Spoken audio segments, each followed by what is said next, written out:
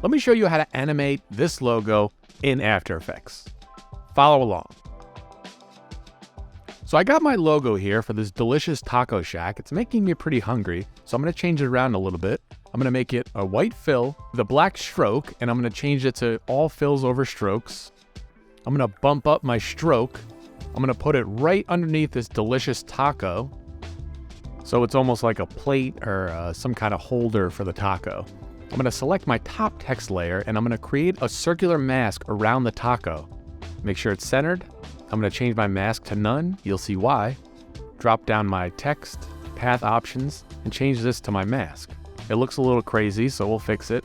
Reverse path should be on. I'm gonna adjust my first margin to right about here. Select my anchor point tool, or hit Y. Move my anchor point right to the middle of my mask. Scale the text layer down so it's in the taco.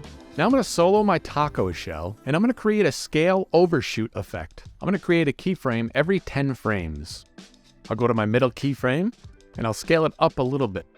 Command click my middle keyframe to make it auto Bezier. Ending keyframe is gonna be easy ease in, and first keyframe is gonna go to 0. So for an overall uniform look and consistency, I'm gonna use the same technique on all of my layers.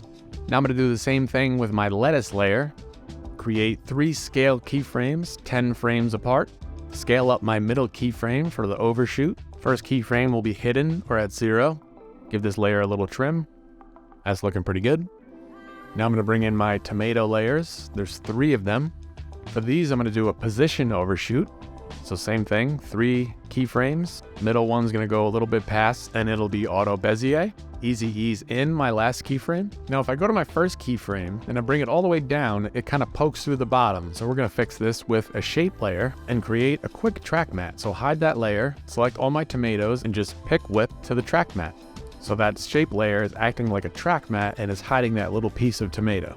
So I'm gonna do the same overshoot effect to both of my other tomatoes. Just gonna speed this up a little bit. Offsetting the effect by 10 frames so the animation goes from right tomato to left. Ooh, that looks tasty. Hey guys, hit that like button if you're enjoying this so far.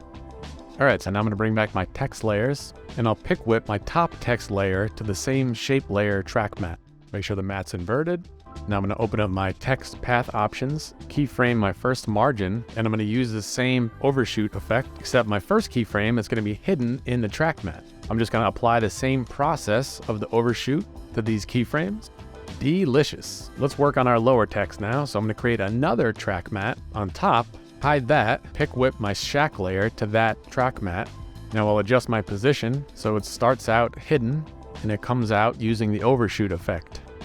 Easy ease in, and that's it. And there you have it. I don't know about you guys, but I'm in for tacos later. Who's joining? So remember, logo recognition is crucial for establishing a strong brand identity, but a static logo can sometimes be forgettable. So adding animation to your logo when used on an e-blast, website, or in a video as an end card, it will elevate your brand significantly. Hope this video helps your videos in the future. Thanks for watching. See you next time around.